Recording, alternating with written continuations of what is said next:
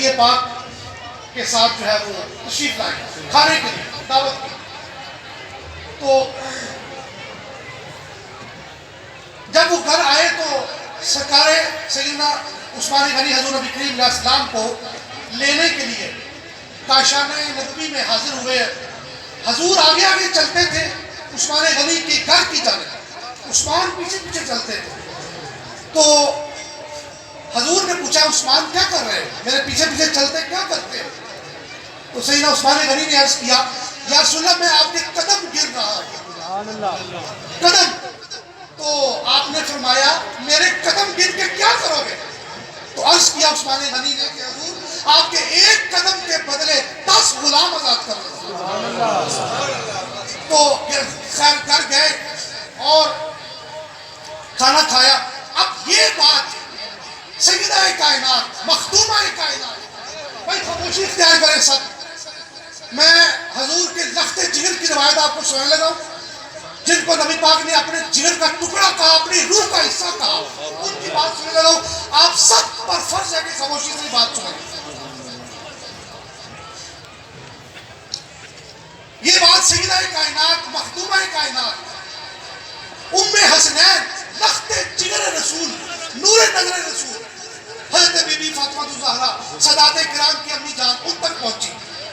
تو انہوں نے بڑا ایک خواہش کا اظہار کیا اور اپنے ابا جان مصطفیٰ کریم سے عرض کیا کہ بابا جان میں بھی آپ کے اصحاب کے ساتھ آپ کی دعوت کرنا چاہتی ہوں، لیکن میں آپ کے ایک قدم کے بدلے 10 غلام آزاد نہیں کر سکتی، اس کا اجر اللہ کریم عطا فرمائے گا. تو فرمایا بیٹی کوئی بات نہیں، میں آؤں گا. تو آپ سیدنا ابو بکر اور عمر عثمان کو لے کے علی پاک کے گھر، سیدہ پاک کے گھر تشریف فرما ہوتا، سیدہ کائنات کے گھر. تو دوستان گرامی خالی ہانڈی میں آپ چمچ چلا رہی تھی، اللہ کریم نے اپنی خاص رحمت اور فضل فرمایا، جنت سے کھانا بھیج دیا. اور جب اصحاب کے سامنے پیش کیا تو ایک دوسرے کی آنکھوں میں آنکھیں ڈالتے، ایک دوسرے کے منہ کی طرف دیکھتے اور کہتے اتنا لذیذ کھانا آج تک ہم نے نہیں کھایا. تو حضور نے ان کی یہ کیفیت بات لی اور فرمایا کیا دیکھتے ہو ایک دوسرے کو، یہ کھانا دنیاوی کھانا نہیں ہے، جنت سے کھانا ہے. دوستو جن کے کھانے جنت سے آ جائیں، جن کے بچوں کے پوشاکیں اور کپڑے عید والے دن جنت سے آئیں، ان تک ان کی اپنی شان کا کیا عالم ہوگا. اور ایک بڑی پیاری روایت جو اکثر ہم بیان کرتے ہیں کہ قیامت کا دن ہوگا، اللہ رب العزت اپنی شان کے مطابق تشریف فرما ہوں گے اور سیدہ کائنات بی بی فاطمہ الزہرا کو بلائیں گے اور فرمائیں گے کہ اے میرے محبوب کی پیاری بیٹی، بتاؤ تمہیں واقعہ کربلا کا کیا بدلہ چاہیے، بتاؤ. اب بڑی توجہ سے چشتی آباد شریف کے آستانے پر آنے والے میرے محترم بزرگوں عزیز دوستوں، یہ بڑے پیار سے میری روایت بات سننی ہے آپ نے. اس کے بعد میں اپنی پہلی روایت مکمل کروں گا، وہ ابھی ادھوری ہے. اللہ کریم سوال کرے گا کہ اے میرے محبوب کی صاحبزادی، میرے محبوب کی لخت جگر، بتاؤ آپ کو واقعہ کربلا کا کیا بدلہ چاہیے. آپ کے لخت جگر حسین ابن علی کو شہید کیا یزیدیوں نے. سیدہ کائنات فرمائیں گی یا اللہ مجھے ایک ہی بدلہ چاہیے. اللہ کی ان کی رحمت جوش میں آئے گی اور فرمائیں گے بتاؤ میرے مصطفیٰ کی صاحبزادی کیا بدلہ چاہیے. تو سرکار سیدہ کائنات ام حسنین سیدہ سادات کی امی جان، آپ کی اور میری آقا میری مولا حضرت بی بی فاطمہ الزہرا، وہ عرض کریں گی اللہ رب العزت کی بارگاہ عالیہ میں کہ یا اللہ مجھے ایک ہی بدلہ چاہیے، حسین کی شہادت کا، کربلا کا بدلہ، کہ اس کے بدلے میں میرے پاپا کی امت کو بخش دیا جائے. نعرہ تکبیر، نعرہ رسالت، نعرہ حیدری، یا سید الشہداء، مرحبا مرحبا. تو آپ نے فرمایا کہ دیکھیں سادات کی شان دیکھیں دوستو کہ وہ بدلہ لینا جانتے ہی نہیں. اور یہی میرے یہ دو شیخین بیٹھے ہیں، ان کی ساری زندگی اور سیرت سے میں نے یہی سیکھا ہے کہ دشمن کو بھی دعا نہیں دیتے، دعا ہی دیتے ہیں، بدلہ لینا ان کو آتا ہی نہیں. اور دادا صاحب نے کیا خوب لکھا کہ جب تک فقیر کا دل انتقام کی آگ میں جلتا رہے گا وہ ولی نہیں بن سکتا. جب تک اس کا دل معافی کے صابن سے صاف نہیں ہوتا، اس کا دل سازش، ہوس ایمان سے صاف نہیں ہوتا وہ کبھی ولی نہیں بن سکتا. دادا صاحب کے پیر و مرشد حضرت خواجہ ابو الفضل بن حسن ختلی بہت بڑے اوتاد بڑے اللہ والے. دادا صاحب فرماتے ہیں میں ان کے ساتھ جا رہا تھا تو راستے میں کیچڑ آیا. اب میں ڈر گیا کہ جگہ نہ ادھر خالی ہے نہ ادھر خالی ہے, کیچڑ کے اندر سے جانا پڑے گا. تو میرے پیر و مرشد نے سفید لباس پہنا ہوا تھا.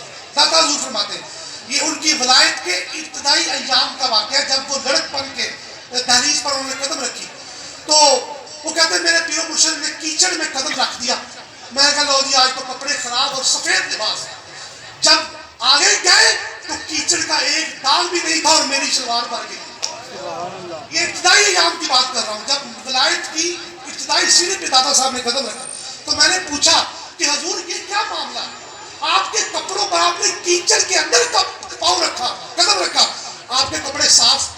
تو آپ نے فرمایا بیٹا علی جب تک بندہ اپنے دل کو لالچ ہوس اور سازش سے پاک نہیں کرتا, ان تین چیزوں سے آپ نے فرمایا بیٹا علی میں نے اپنے دل کو پاک کر لیا ہے, اللہ نے اپنی ساری مخلوقات کو میرے تابع کر دیا. اب نہ کیچڑ مجھے کچھ کہتا ہے نہ کانٹا مجھے کچھ کہہ سکتا ہے. تو اما جی پاک سیدہ کائنات بی بی فاطمہ الزہرا کے گھر تشریف فرما تھے تو جبریل امین آئے, حاضر خدمت ہوئے, دست بستہ حضور کی بارگاہ لیے میں عرض کرنے لگے یا رسول اللہ, اللہ کریم آپ پر درود پڑھتا ہے اور فرماتا ہے کہ آپ اپنے کاشانہ نبوت سے چل کر سیدہ کائنات کے گھر جتنے قدم چل کے آئے ہیں ہر ایک قدم کے بدلے 1000 دوزخیوں کو اللہ نے دوزخ سے نجات دیا.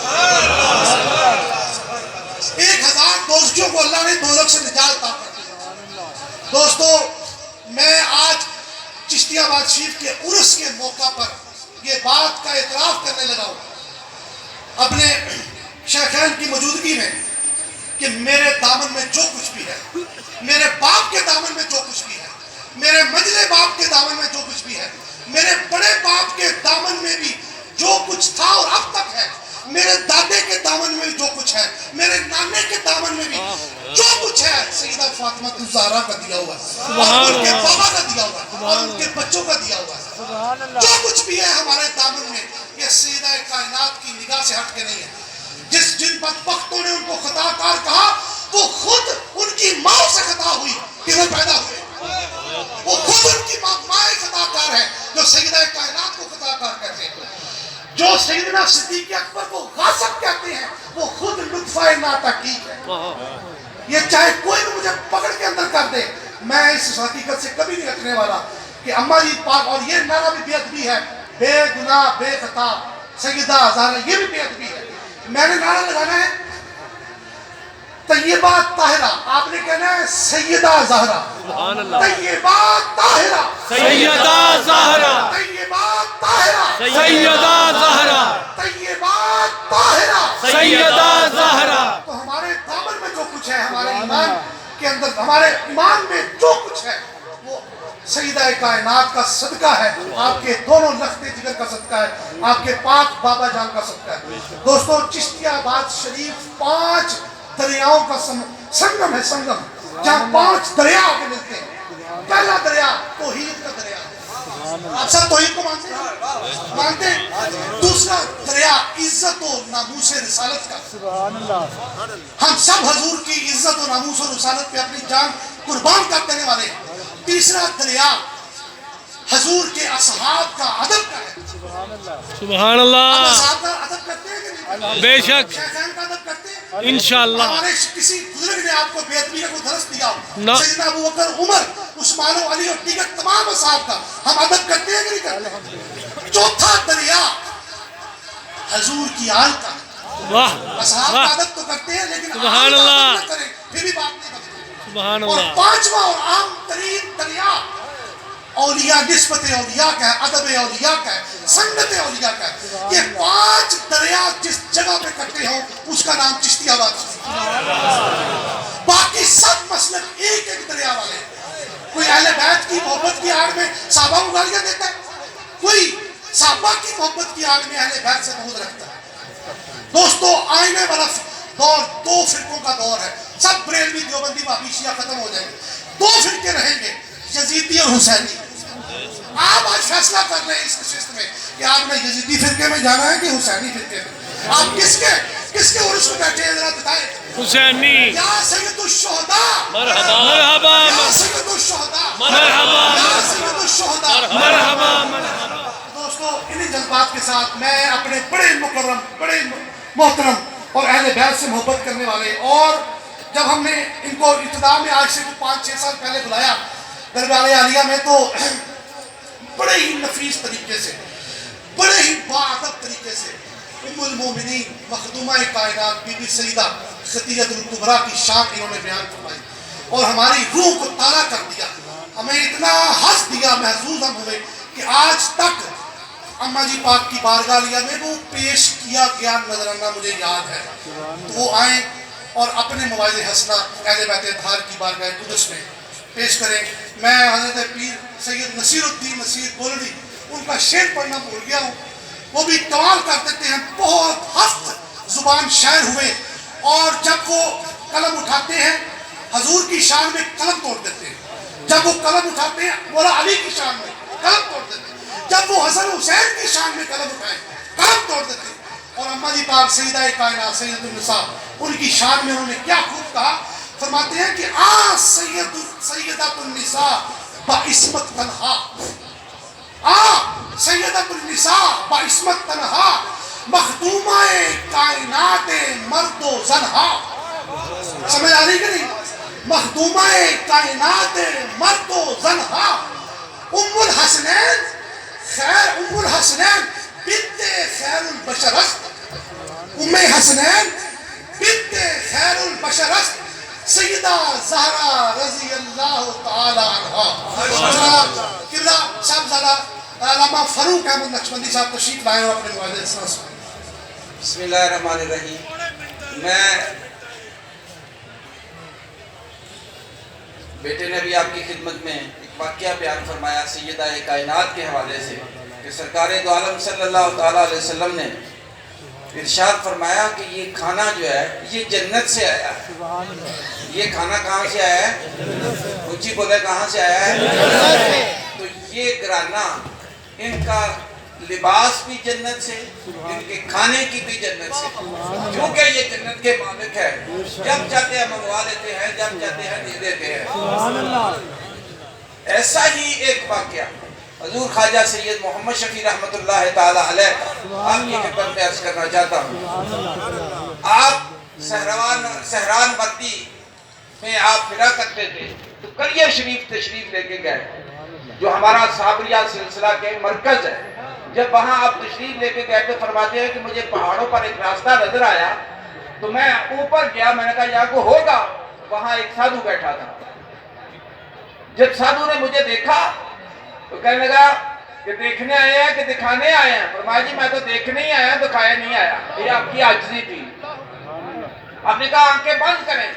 سیدنا علی مرتضیٰ کرم اللہ تعالیٰ وجہ الکریم آپ گھوڑے پر تشریف لائے، میں نے دیدار کیا، دیدار کرنے کے ساتھ ہی مجھ پر کیفیت طاری ہو گئی، نعرہ حیدری میری زبان سے جاری ہو گیا، میں نے قدم بوسی کی، آپ نے مجھے تھاپڑا دی اور فرمایا محمد شفیع ہم ہمیشہ آپ کے ساتھ ہیں،